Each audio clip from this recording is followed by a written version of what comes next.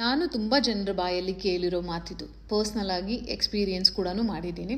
ತುಂಬ ಜನ ಏನು ಹೇಳ್ತಾರೆ ಅಂದರೆ, ಈ ಫೇಸ್ ಮೇಲೆ ಆಗಿರುವಂಥ ಕುಲಾಸ್ಮಾಯಿಂದ ಅಥವಾ ಹೈಪರ್ ಪಿಗ್ಮೆಂಟೇಷನ್ನಿಂದ ನನ್ನ ಕಾನ್ಫಿಡೆನ್ಸ್ ಲೆವೆಲ್ಲೇ ಕಡಿಮೆ ಆಗಿಬಿಟ್ಟಿದೆ ಅಂತ ಹೇಳ್ತಾರೆ. ಆ್ಯಕ್ಚುಲಿ ಎಸ್ ಅನಿಸುತ್ತೆ, ಆ ಫೀಲ್ ಬರುತ್ತೆ. ಬಟ್ ಹಂಗಂತ ನೀವು ಯಾವುದೆಲ್ಲ ಕ್ರೀಮ್ ಹೇಳ್ತಾರಲ್ಲ ಅದನ್ನು ರ್ಯಾಂಡಮ್ ಆಗಿ ತೊಗೊಂಡು ಅಪ್ಲೈ ಮಾಡೋಕ್ಕೆ ಸ್ಟಾರ್ಟ್ ಮಾಡೋದ್ರಿಂದ ಓಕೆ, ಇನ್ ದ ಬಿಗಿನಿಂಗಲ್ಲಿ ನಿಮ್ಗೆ ಅನಿಸುತ್ತೆ ಸ್ಕಿನ್ ಟೆಕ್ಸ್ಚರ್ ಚೇಂಜ್ ಆಗುತ್ತೆ, ಆಗಿರುವಂಥ ಪಿಗ್ಮೆಂಟೇಷನ್ ಸ್ವಲ್ಪ ಲೈಟ್ ಆಗೋಕ್ಕೂ ಸ್ಟಾರ್ಟ್ ಆಗುತ್ತೆ. ಬಟ್ ಇನ್ ಲಾಂಗ್ ಟರ್ಮಲ್ಲಿ ಅದು ನಿಮ್ಮ ಸ್ಕಿನ್ ಬ್ಯಾರಿಯರ್ನ ಕಂಪ್ಲೀಟಾಗಿ ಹಾಳು ಮಾಡೋದ್ರ ಜೊತೆಗೆ ಫೇಸ್ ಮೇಲೆ ಅನ್ವಾಂಟೆಡ್ ಹೇರ್ ಗ್ರೋತನ್ನು ಕೂಡ ಟ್ರಿಗರ್ ಮಾಡುತ್ತೆ. ಸೊ ಆವಾಗ ಆಗಿರುವಂಥ ಹೇರ್ ಗ್ರೋತನ್ನು ನೀವು ಫಿಕ್ಸ್ ಮಾಡೋಕ್ಕಾಗಲ್ಲ, ಜೊತೆಗೆ ಸ್ಕಿನ್ ಬ್ಯಾರಿಯರ್ನ ಫಿಕ್ಸ್ ಮಾಡೋದು ಕೂಡ ಚಾಲೆಂಜಿಂಗ್ ಆಗಿರುತ್ತೆ. ನಾವು ಈ ಇಶ್ಯೂನ ರೈಟ್ ವೇನಲ್ಲಿ ಫಿಕ್ಸ್ ಮಾಡ್ಬೋದು, ಯಾವುದೇ ಸೈಡ್ ಎಫೆಕ್ಟ್ ಇಲ್ಲದೆ ಇರೋ ಹಾಗೆ. ಬಟ್ ಇದಕ್ಕೆ ತುಂಬಾ ಪೇಷನ್ಸ್ ಬೇಕಾಗುತ್ತೆ, ಹಾಗೆಯೇ ರೈಟ್ ಅಪ್ರೋಚ್ ಕೂಡ ಇಂಪಾರ್ಟೆಂಟ್ ಆಗುತ್ತೆ.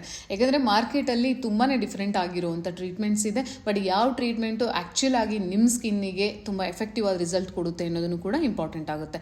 ಬಟ್ ಆ ಎಫೆಕ್ಟಿವ್ ಆಗಿರೋ ರಿಸಲ್ಟ್ ತಗೋಬೇಕು ಅನ್ನೋದಾದರೆ we have to approach the right person, either dermatologist R ಎಸ್ಥೆಟಿಷಿಯನ್. ಯಾಕಂದರೆ ಅವರಿಬ್ಬರೇ ಡಿಸೈಡ್ ಮಾಡ್ತಾರೆ ನಿಮಗೆ ಕೆಮಿಕಲ್ ಟ್ರೀಟ್ಮೆಂಟ್ ಓಕೆನಾ, ಇಲ್ಲ ಮೀಸೋ ಓಕೆನಾ, ಇಲ್ಲ ಲೇಸರ್ ಓಕೆನಾ, ಇಲ್ಲ ಡರ್ಮಾ ಓಕೆನಾ, ಯಾವುದು ಬೆಸ್ಟು ಅನ್ನೋದನ್ನು ಅವರೇ ನಿಮಗೆ ರೈಟ್ ವೇನಲ್ಲಿ ಸಜೆಸ್ಟ್ ಮಾಡೋಕ್ಕೆ ಸಾಧ್ಯ.